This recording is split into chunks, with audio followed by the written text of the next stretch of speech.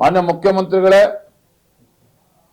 ತಾವು ಕನಕಪುರದ ಮುಖ್ಯಮಂತ್ರಿಗಳಲ್ಲ, ಕರ್ನಾಟಕ ರಾಜ್ಯದ ಮುಖ್ಯಮಂತ್ರಿಗಳು. ಯಾವುದೇ ಒಂದು ಯೋಜನೆಯನ್ನ ತೀರ್ಮಾನ ಮಾಡಬೇಕಾದ್ರೆ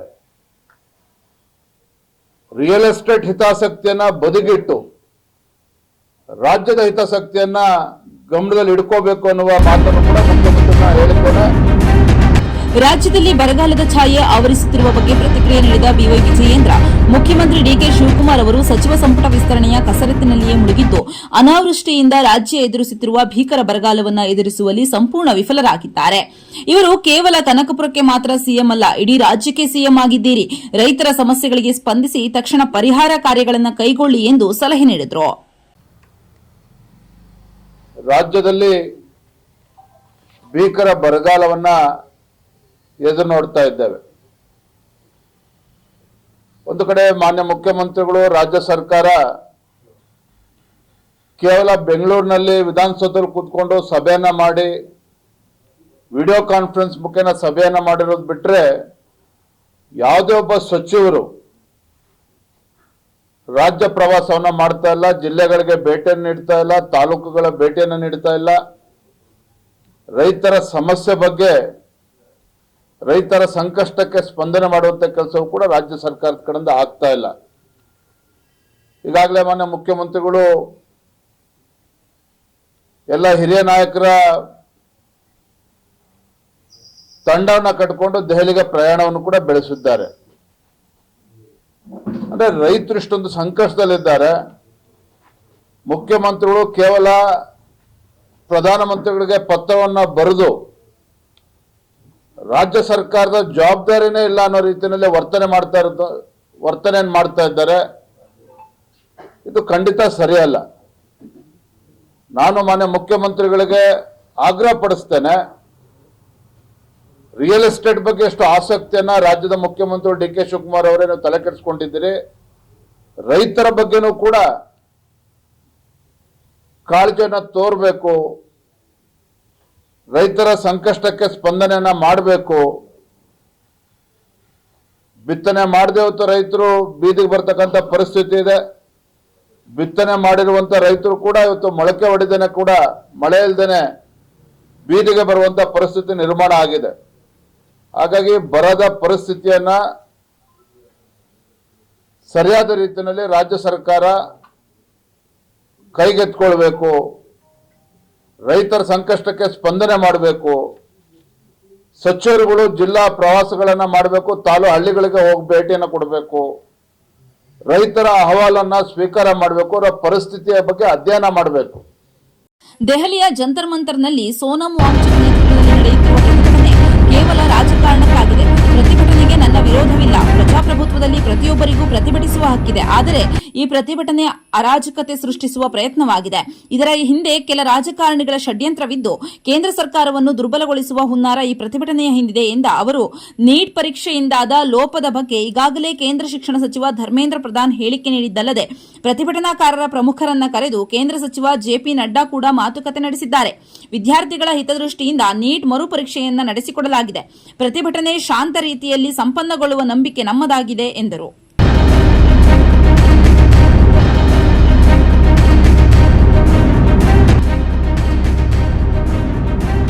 ಒಂದು ಸಣ್ಣ ಬ್ರೇಕ್ ನಂತರ ಬಿವೈ ವಿಜಯೇಂದ್ರ ಏನ್ ಹೇಳಿದ್ರು ಕೇಳೋಣ ಬನ್ನಿ.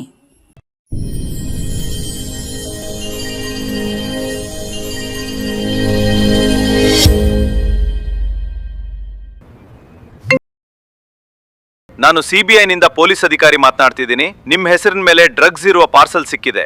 ಈ ಪ್ರಕರಣಕ್ಕೆ ಸಂಬಂಧಿಸಿದಂತೆ ನಿಮ್ಮನ್ನು ಈಗ ಡಿಜಿಟಲ್ ಅರೆಸ್ಟ್ ಮಾಡಿದ್ದೀವಿ. ಸರ್, ನಾನೇನ್ ಮಾಡಿಲ್ಲ, ದಯವಿಟ್ಟು ನನ್ನ ಬಿಟ್ಬಿಡಿ. ಆಯ್ತು, ಬಿಡ್ತೀನಿ. ಆದ್ರೆ ಈ ವಿಷಯವನ್ನ ಯಾರಿಗೂ ಹೇಳ್ಬೇಡ. ನಾನು ಹೇಳುವ ಅಕೌಂಟ್ಗೆ ಕೂಡಲೇ 10 ಲಕ್ಷ ಟ್ರಾನ್ಸ್ಫರ್ ಮಾಡಬೇಕು. ಸರ್ ಆಯ್ತು, ಈಗಲೇ ಹಣ ಟ್ರಾನ್ಸ್ಫರ್ ಮಾಡ್ತೀನಿ. ಅಪ್ಪ ನಿಲ್ಲಿ, ಹಣ ಹಾಕ್ಬೇಡಿ. ಡಿಜಿಟಲ್ ಅರೆಸ್ಟ್ಗೆ ಮಾನ್ಯತೆ ಇಲ್ಲ. ಇವೆಲ್ಲ ಮೋಸದ ಜಾಲ. ನಮ್ ಭಯವೇ ವಂಚಕರ ಅಸ್ತ್ರ ಅಪ್ಪ. ಇಂತಹ ಕರೆ ಬಂದ್ರೆ ಗಾಬರಿ ಆಗ್ಬೇಡಿ. ಮೊದಲು ಕರೆ ಕಟ್ ಮಾಡಿ ಹಣ ಟ್ರಾನ್ಸ್ಫರ್ ಮಾಡಬೇಡಿ. ತಕ್ಷಣ 1930ಗೆ ಕರೆ ಮಾಡಿ ಅಥವಾ ಠಾಣೆಗೆ ಹೋಗಿ ದೂರು ನೀಡಿ. ಜಾಗೃತರಾಗಿರಿ.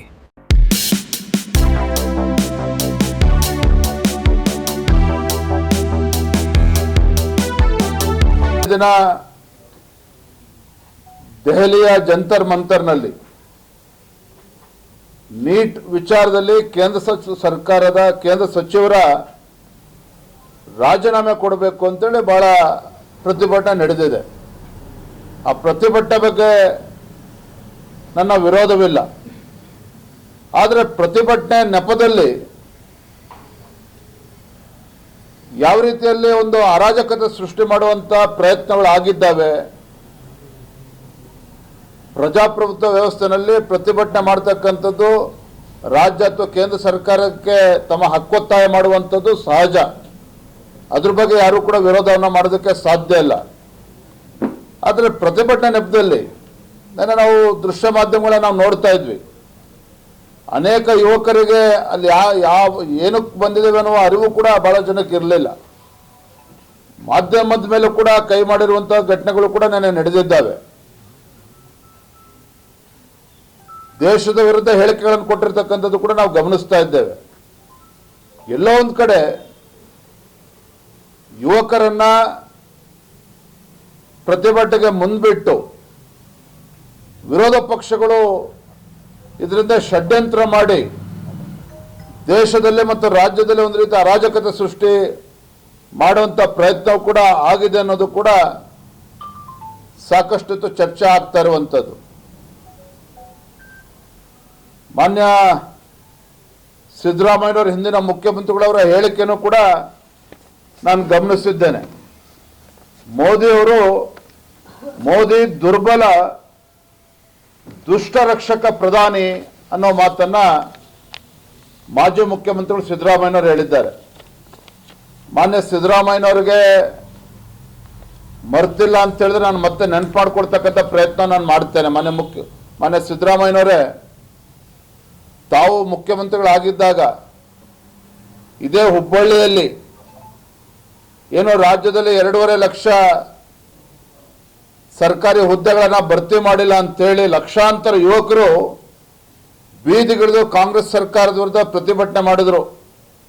ಎಲ್ಲೋಗಿತ್ತು ಸಿದ್ದರಾಮಯ್ಯನವ್ರ ಕಾಳಜಿ? ಅವಾಗ 3 ವರ್ಷಗಳ ಕಾಲ ತಾವೇ ರಾಜ್ಯದ ಮುಖ್ಯಮಂತ್ರಿಗಳಿದ್ರಲ್ಲ, ಎಷ್ಟು ಖಾಲಿ ಹುದ್ದೆಗಳನ್ನ ಭರ್ತಿ ಮಾಡಿದ್ರಿ, ಎಷ್ಟು ಲಕ್ಷ ಯುವಕರ ಜೀವನವನ್ನ ಕಟ್ಕೊಡ್ತಕ್ಕಂಥ ಕೆಲಸ ತಾವು ಮುಖ್ಯಮಂತ್ರಿಗಳಾಗಿ ಮಾಡಿದ್ದೀರಿ. ಇದ್ರ ಬಗ್ಗೆನೂ ಕೂಡ ರಾಜ್ಯದ ಜನರಿಗೆ ಬೆಳಕು ಚೆಲ್ಲುವಂತ ಕೆಲಸವನ್ನ ಮಾಡಬೇಕು. ಏನು ಚಿನ್ನಸ್ವಾಮಿ ಕಾಲ್ತುಳಿತ ಪ್ರಕರಣದಲ್ಲಿ ರಾತ್ರೋರಾತ್ರಿ ಒಂದು ತಂಡವನ್ನ ಘೋಷಣೆ ಮಾಡಿ ರಿಟೈರ್ಡ್ ಹೈಕೋರ್ಟ್ ಜಡ್ಜ್ ಕಡೆಯಿಂದ ಅಧಿಕಾರಿಗಳ ಮೇಲೆ ನಿರ್ದಾಕ್ಷಿಣ್ಯ ಕ್ರಮ ಕೈಗೊಳ್ತೇನೆ ಅಂತ ಹೇಳಿದ್ರೆ,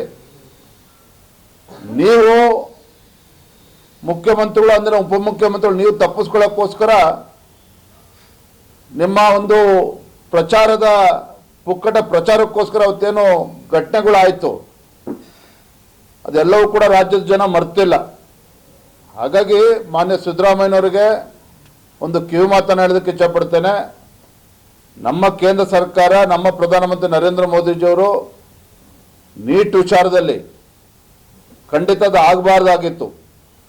ಆದರೆ ಕೇಂದ್ರ ಸರ್ಕಾರ ತತ್ಕ್ಷಣ ಎಚ್ಚೆತ್ತುಕೊಂಡು ಸರಿಯಾದ ರೀತಿಯಲ್ಲಿ ನೀಟ್ನ ಮರುಪರೀಕ್ಷೆಯನ್ನು ಕೂಡ ನಡೆಸಿರ್ತಕ್ಕಂಥದ್ದು ಕೂಡ ದೇಶ ಜನರಿಗೆ ಗೊತ್ತಿದೆ. ಆದರೆ ಇಂತಹ ವಿಚಾರಗಳನ್ನು ತೆಗೆದುಕೊಂಡು ಯುವಕರಲ್ಲಿ ವಿಷಬೀಜವನ್ನು ಬಿತ್ತುವಂಥ ಕೆಲಸ ತಾವೇನು ಮಾಡೋದಕ್ಕೆ ಹೊರಟಿದ್ದೀರಿ, ಖಂಡಿತ ಅದು ಫಲ ದೊರೆಯೋದಕ್ಕೆ ಸಾಧ್ಯ ಇಲ್ಲ. ಅದರ ಬದಲಾಗಿ ತಾವು ಮುಖ್ಯಮಂತ್ರಿಗಳಾಗಿದ್ದಾಗ ರಾಜ್ಯಕ್ಕೆ ಕೊಟ್ಟಿರ್ತಕ್ಕಂಥ ಕೊಡುಗೆಯನ್ನು, ಎಷ್ಟು ಲಕ್ಷ ಹುದ್ದೆಗಳನ್ನು ಭರ್ತಿ ಮಾಡಿದಿರಿ, ಯುವಕರಿಗೆ ಏನು ನ್ಯಾಯ ಕೊಟ್ಟಿದ್ದೀರಿ, ಇದ್ರ ಬಗ್ಗೆ ರಾಜ್ಯದ ಜನರಿಗೆ ತಾವು ತಿಳಿಸ್ಬೇಕು ಅಂತೇಳಿ ನಾನು ಈ ಸಂದರ್ಭ ಹೇಳೋದಕ್ಕೆ ಇಚ್ಛೆ ಪಡ್ತೇನೆ.